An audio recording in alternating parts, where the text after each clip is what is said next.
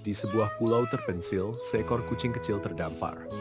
Diduga dibuang oleh pemiliknya sendiri, sendirian, tanpa harapan. Berhari-hari ia mencari makanan, namun tak ada yang bisa dimakan, tak ada tempat berlindung. Ia mulai lelah, pasrah, menatap laut yang luas hanya bisa berharap keajaiban datang. Hingga suatu hari sebuah tim penyelamat melihat sinyal dari kejauhan, dan mereka datang dan menemukan si kecil. Dengan penuh hati-hati, mereka mendekat, membawa harapan baru. Proses penyelamatan dimulai.